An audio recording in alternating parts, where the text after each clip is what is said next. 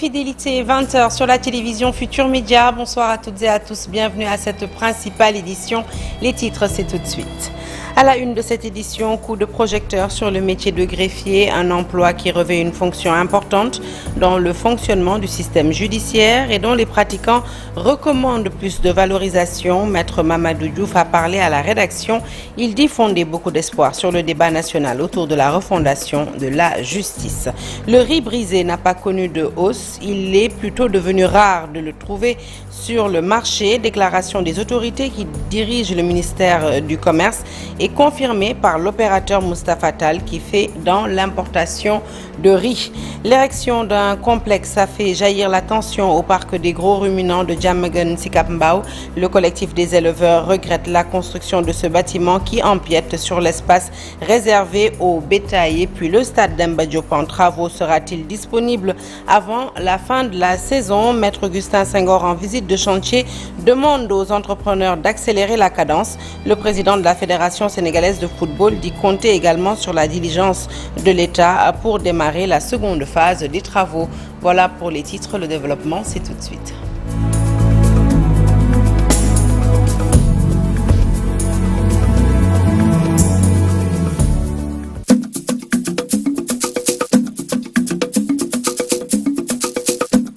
Bonsoir à toutes et à tous. Un journal que nous ouvrons tout de suite avec Diamniadio, la ville qui abrite les assises nationales de la justice. Occasion saisie par nos reporters pour nous en dire plus sur le métier de greffier. Ils ont interrogé Maître Mamadou Diouf. L'expert nous parle de l'importance de son métier dans le fonctionnement du système judiciaire. Un métier à valoriser selon lui et il dit fonder beaucoup d'espoir justement sur la tenue de ces assises nationales. Cher Ngone Diop, Diafaraba, reportage. Il s'appelle Maître Mamadou Diouf. Originaire de Fatick, il est auxiliaire de la justice sénégalaise. Il revient sur son métier. Greffier, c'est un fonctionnaire recruté à partir de la licence depuis 2019, qui doit aussi subir une formation de 2 ans au centre de formation judiciaire. Il est affecté dans les cours et tribunaux comme étant un auxiliaire de justice qui assiste le magistrat dans l'exercice de ses fonctions et authentifie les actes juridictionnels. Aujourd'hui, on juge qui rend une décision. La décision doit être obligatoirement déjà enregistrée par un greffier. Le greffier doit être obligatoirement à l'audience. Il authentifie les actes juridictionnels. Le greffier, c'est celui qui assit tout le temps à gauche du juge. Il est indispensable au procès. La toge qu'il porte est toujours différente de celle de l'avocat et du magistrat. Je pense que chaque toge est liée aussi à la profession. Le greffier porte une toge à l'audience avec le rabat. Mais il y a ce qu'on appelle l'épitoge. Ce que vous voyez souvent à l'épaulette là, ce n'est pas propre aux magistrats. Les avocats et les magistrats portent la même robe. Mais nous avons la toge plus le rabat qui est là blanc. Le greffier, le premier interlocuteur du justiciable. Et pourtant, il est confronté à d'énormes difficultés dans son métier. Les difficultés, souvent, je pense, en ce moment-là, c'est des difficultés liées au statut. Parce que comme je l'ai dit, depuis 2019, le changement de hiérarchie est intervenu, mais la mise en œuvre pose problème, surtout pour les anciens greffiers. Il doit passer à la hiérarchie A2, mais les modalités de passage tardent depuis l'ancien régime et jusqu'à présent. Et nous comptons quand même sur le garde des Sceaux actuel, M.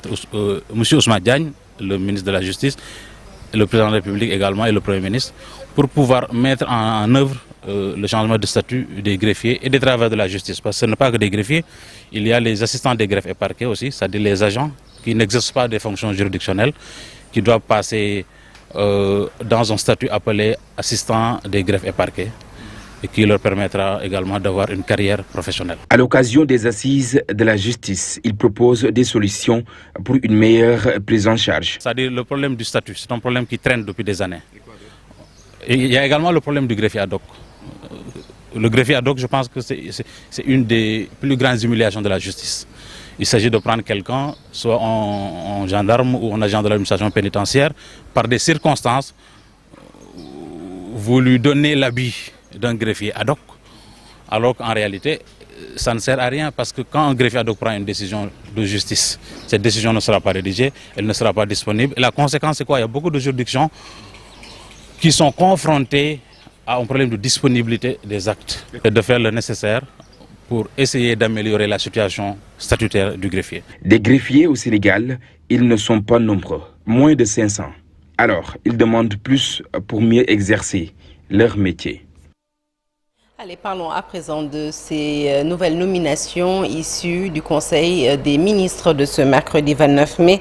Le président de la République a pris les décisions suivantes. Le contrôleur général Mame Seydou Ndour, précédemment directeur de la police de l'air et des frontières, est nommé directeur général de la police nationale en remplacement de l'inspecteur général de police Seydou Bokar Yag, appelé à d'autres fonctions.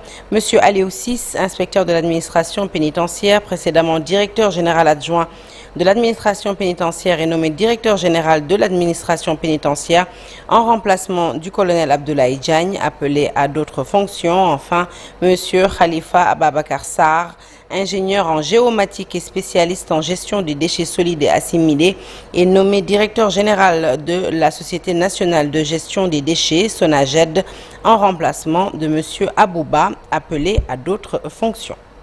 L'actualité politique également marquée par la décision du général Souleymane Kandé d'attaquer le décret de sa nomination devant la Cour suprême, un décret qu'il juge illégal eu égard de son grade et de ses états de service qui devrait lui valoir, selon lui, au minimum un poste d'ambassadeur et non de simple attaché militaire à l'ambassade du Sénégal à New Delhi. Toutefois, le décret existe bel et bien sous le numéro 2024-873. Il fixe le statut particulier et définit la mission des attachés de défense et de sécurité auprès des ambassades à l'étranger.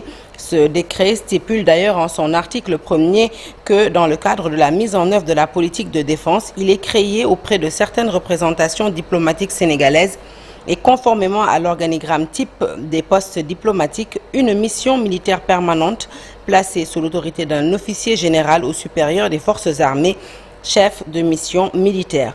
L'officier chef de la mission militaire prend l'appellation d'attaché de défense et de sécurité près l'ambassade du Sénégal au pays d'accréditation. En son article 15, le présent décret abroge le décret 9004 du 3 octobre 1980 fixant le stage particulier et définissant la mission des attachés militaires auprès des ambassades à l'étranger. Enfin, en son article 16, le ministre des Forces armées et le ministre des Affaires étrangères et des Sénégalais de l'extérieur, ainsi que celui des Finances et du Budget, sont chargés, chacun en ce qui le concerne, de l'exécution du décret. C'était un décret dont le numéro est 2024-873 et qui avait été fait à Dakar le 29 mars dernier et signé par le président, l'ancien président de la République du Sénégal, M. Macky Sall. Actualité politique toujours avec la députée Aminia Gniby qui a déposé sur la table du président de l'Assemblée nationale une proposition de loi criminalisant l'homosexualité. La membre du groupe parlementaire Benno Bokk Yakaar a posé cet acte depuis le 27 mai dernier et nous y reviendrons certainement dans nos prochaines éditions. Allez, fini la politique, on passe à la consommation. Et non, le riz brisé n'a pas connu de hausse, selon le chef de service régional du commerce, qui estime que la tendance est plutôt à la baisse.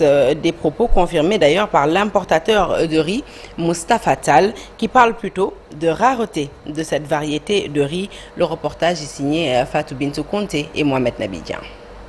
Le riz brisé non parfumé tant prisé par les Sénégalais ne connaît pas de hausse sur le marché. Une révélation du chef du service régional du commerce qui trouve que la tendance est à la baisse. C'est le riz sur lequel l'État a l'habitude de mettre le curseur pour procéder à sa fixation. Donc ce riz-là aujourd'hui a quitté les 85 000 francs la tonne il y a de cela un mois, pour être vendu aujourd'hui à 360 000 francs la tonne ou 365-70. Donc, je ne vois pas l'intérêt de parler d'une hausse, en tout cas pour ce qui est de ce riz. Des affirmations que confirme l'importateur de riz Moustapha Tall qui parle plutôt de la rareté de cette variété sur le marché, ce qui a amené ces cas isolés de hausse. Il n'y a pas suffisamment de ce riz-là. Et que, parce que L'importateur, s'il importe ce riz-là, ne paye pas de droit de douane, il paye pas, il est subventionné à hauteur de 25 000 francs la tonne.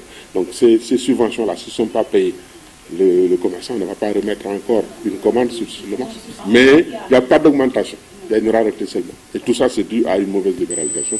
Pour cet industriel, il faut que l'État revoie la libéralisation de ce secteur qui va dans tous les sens. Si toutes nos banques se regroupent pour ouvrir une lettre de crédit pour un bateau, quand même, ils pourront le faire.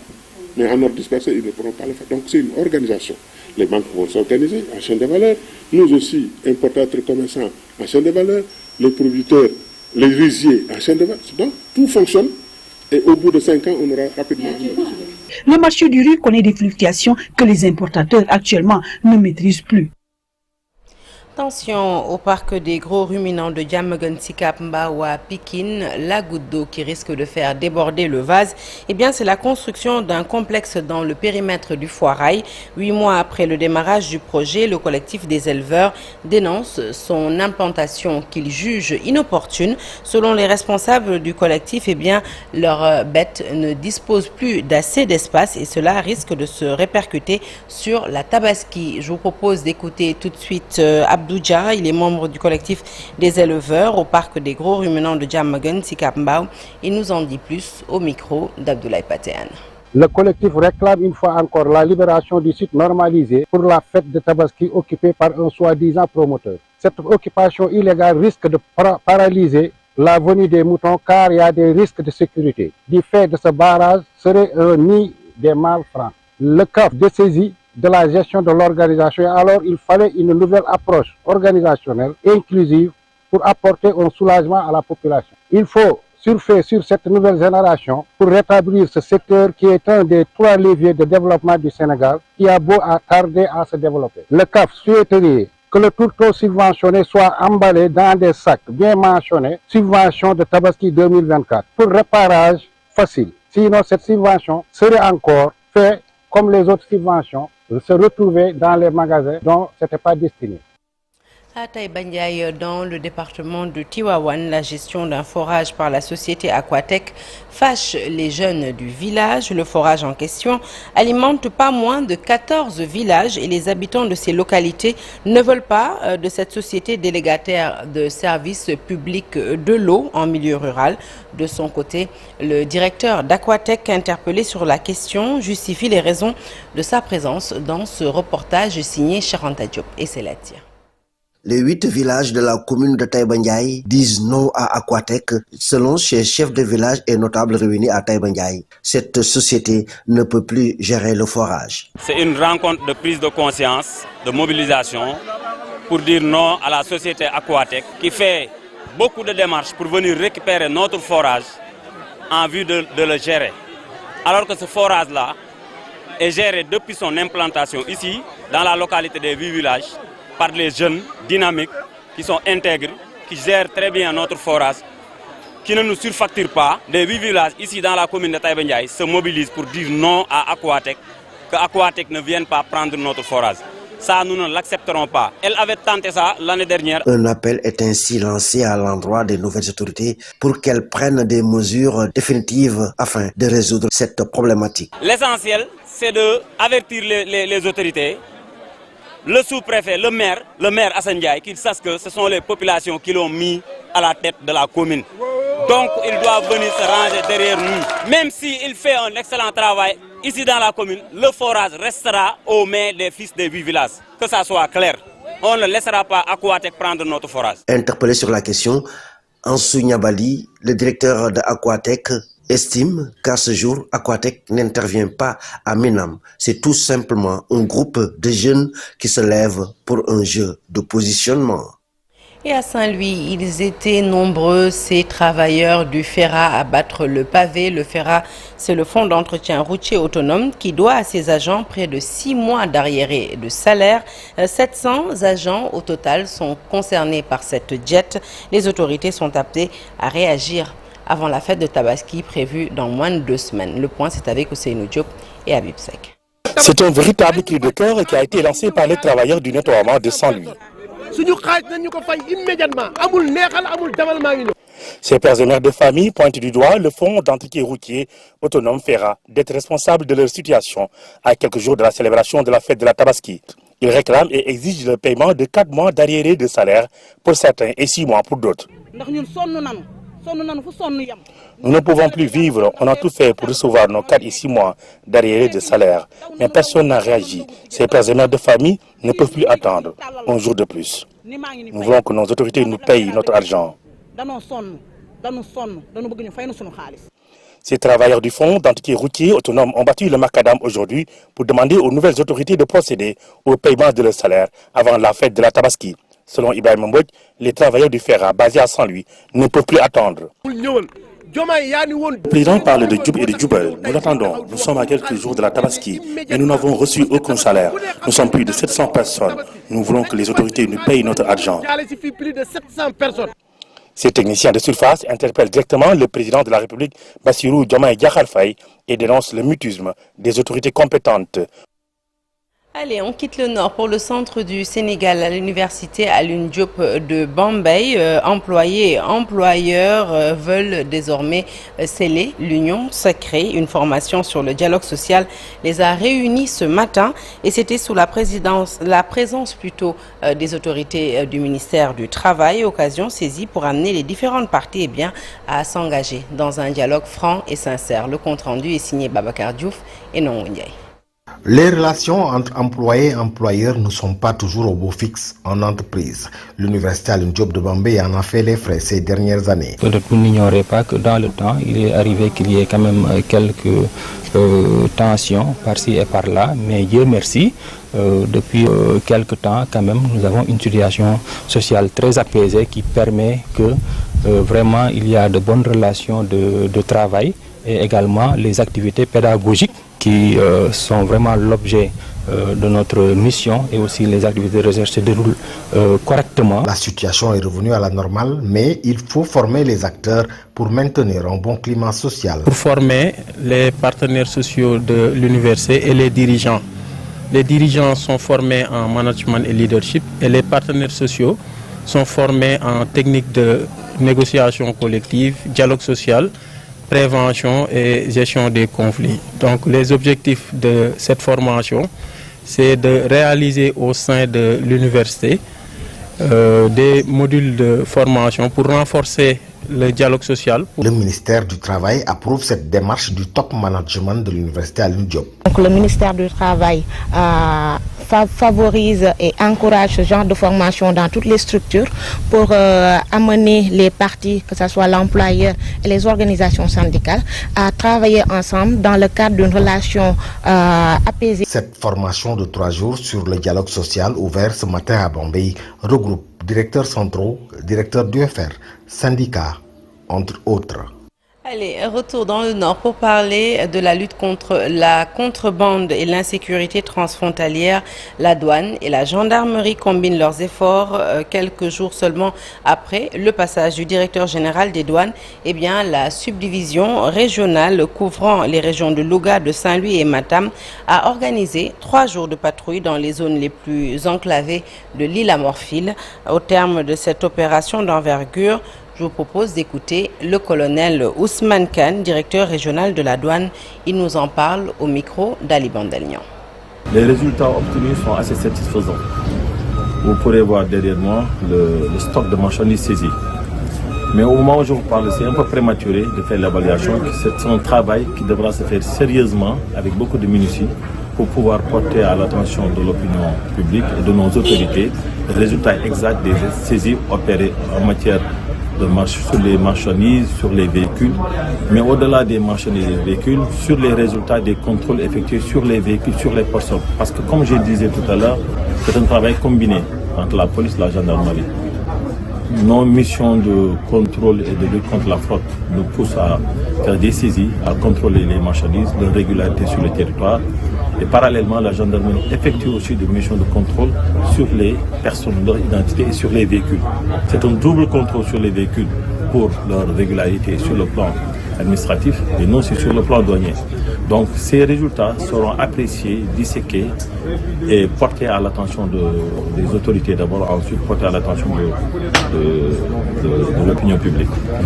Ce qu'on peut dire déjà, c'est que les populations ont adhéré à notre démarche. Parce que nous avons rencontré des maires, des chefs de village, notamment à Médine Ndiagbé, deux chefs de village à Médine Ndiagbé, des chefs religieux, mais aussi le sous-préfet de Kaskas et le sous-préfet de Saldé, qui se sont réjouis de cette dynamique de collaboration, et que ces autorités appellent de leur vœu que ce genre de dynamique puisse se poursuivre au bonheur des populations. Parce que certaines populations qu'on a rencontrées, avec eux on a eu à discuter, échanger, et rappeler des dispositions légales et réglementaires qui sont le soubassement de notre mission. Et ces personnes, ces populations y ont adhéré et nous demandent d'être beaucoup plus présentes parce que ça les rassure. Allez, parlons santé avec cette nouvelle rassurante de 5 000 plutôt à 900 nouveaux cas par an. Le nombre d'infections au VIH en constante diminution au Sénégal. Des chiffres révélés par Cheikh Tidiane Ndour, chef de division de la lutte contre le sida et les IST au ministère de la Santé. Un fait qui, par contre, n'a pas changé. Le sida est plus fréquent chez les homosexuels et chez les prostituées. 39 000 personnes en sont actuellement porteurs. Écoutons les précisions tout de suite du docteur Ndour au micro de Ndeye Matidjan et Mamadou Gueye. Épidémie de type concentré. Concentré parce que les grandes prévalences sont observées dans certaines populations particulières. C'est vraiment les professionnels du sexe, les hommes qui ont des rapports sexuels avec d'autres hommes, les consommateurs de drogue par voie injectable. La prévalence est faible au niveau de la population générale. On est à 0,3%, alors que ça va jusqu'à 25% chez les hommes qui ont des rapports sexuels avec d'autres hommes. Mais on est aux alentours de 39 000 personnes vivant avec le VIH, dont 90% sont sous traitement antirétroviral. Avec la cible qu'on connaît, 95%, donc il nous reste des efforts à faire par rapport à ça. Quand on dit qu'on a de bons résultats en matière de VIH, c'est que les nouveaux cas diminuent et les décès diminuent. Encore faut-il le rappeler, le VIH est l'un des virus les moins transmissibles. Et les résultats qu'on observe actuellement sont liés au fait que les ARV sont devenus accessibles au grand nombre. Et donc le nombre de nouvelles infections diminue d'année en année. Plus que stabiliser, ça diminue. Ça continue à une diminution progressive. On était parti de 5 000 nouveaux cas à 900 actuellement. Donc c'est vraiment une diminution drastique et la diminution continue. Préserver ces bons résultats, c'est vraiment respecter les recommandations globalement. Il faut que les malades soient dépistés, les personnes infectées soient dépistées tôt, soient mises sous traitement. Parce qu'on sait maintenant qu'une personne mise sous traitement antirétroviral, qui a une charge virale indétectable, ne peut plus transmettre le virus. Donc c'est vraiment ça le secret, traiter tout le monde le plus rapidement possible. Les difficultés évidemment sont liées à la stigmatisation qui entoure cette maladie-là. Ce qui fait qu'on a encore du mal à dépister environ 10% des malades. En tout cas pour ce qui concerne le Sénégal, parce que comme vous le savez, c'est une maladie stigmatisante. On se dit si c'est positif, qu'est-ce que les gens vont dire? Et nous restons toujours dans le domaine de la santé, malgré l'existence de lois au Sénégal et dans certains pays voisins, les ravages de la mutilation génitale féminine continuent dans la sous-région.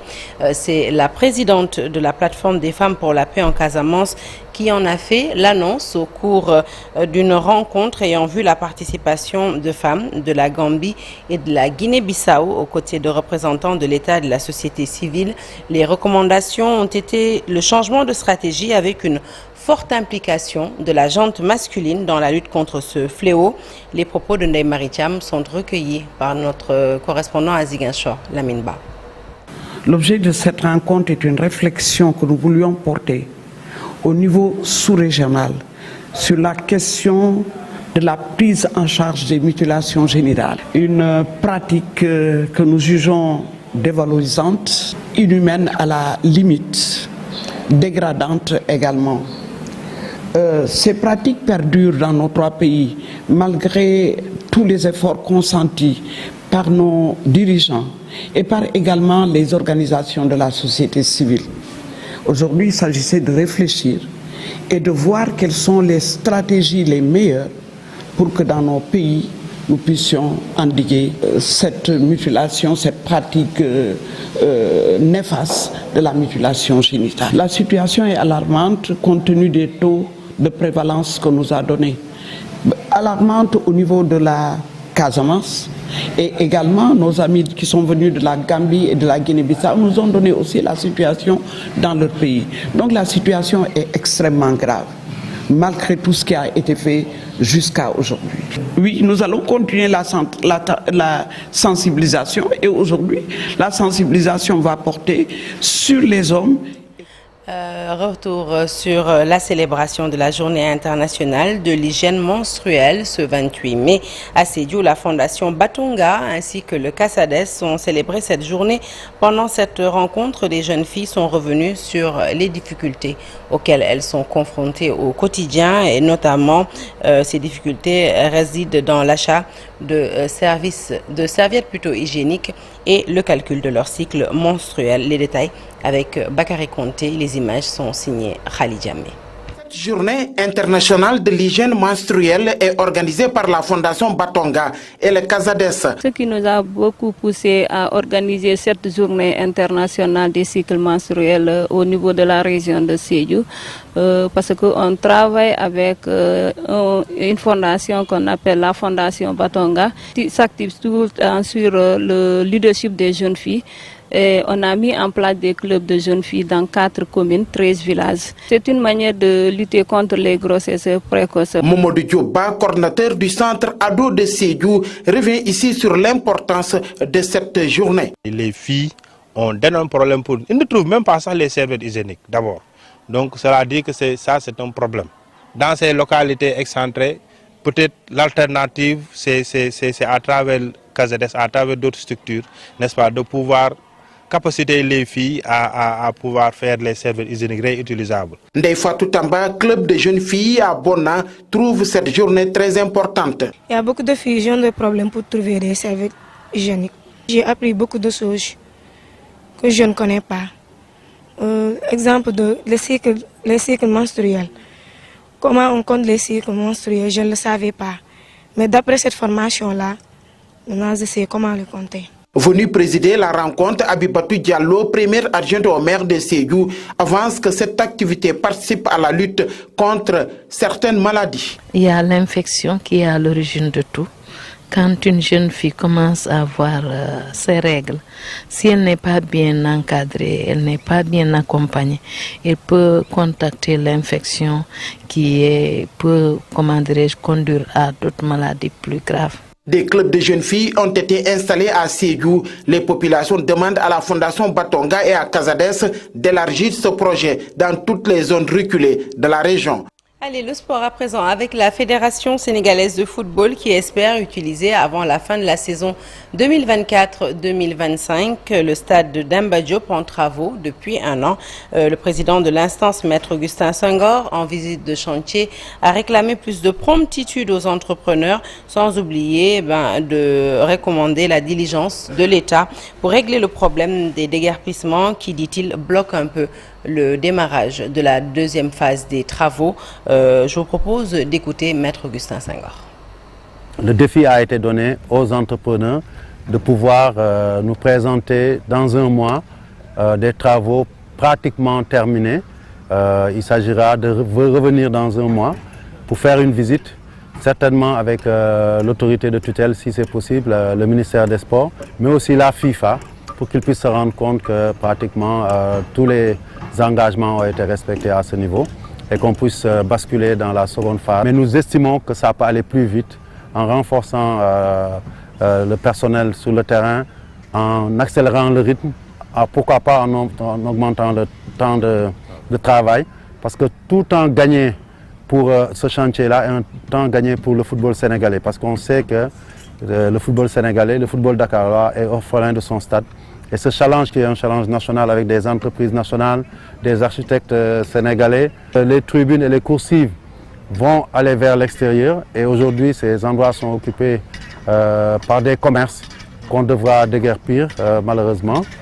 Certes, on a commencé à discuter avec les occupants, mais il faut l'appui du représentant de l'État, que ce soit le gouverneur, le préfet, en ce qui concerne tous ces aspects qui sont difficilement maîtrisables, de l'occupation, de l'encombrement de l'espace, qui empêchent aujourd'hui nos entrepreneurs d'avancer sur certains lots qui sont pratiquement vitaux pour la bonne suite et la bonne finalisation des travaux. Et pour terminer, parlons du tournoi UFOA des moins de 20 ans du football féminin. Le Sénégal mène 2-0 en finale face à la Guinée-Bissau après 60 minutes de jeu. Le match est en cours au stade Lat Dior de Thiès. Et pour ce qui est de la BAL, la Basketball Africa League, un petit détour par Kigali. L'affiche de la finale cette saison est connue. Elle va opposer ce samedi à Kigali Petro Luanda d'Angola à Al Ahly de la Libye. Les Angolais ont sorti les Sud-Africains de Cape Town Tigers sur le score 96-86 après prolongation. Les Libyens ont eux sorti les Hoopers Rivers du Nigeria sur le score de 89-83 et toujours après les prolongations. Voilà qui met fin à ce journal que je suis ravie de vous avoir présenté. L'actualité se poursuit sur toutes nos plateformes digitales. Restez avec nous tout de suite la seconde partie de Soir d'info avec Abdoulaye Der aux commandes. Il reçoit Yorodia, politologue. Excellente suite des programmes en notre compagnie. À demain.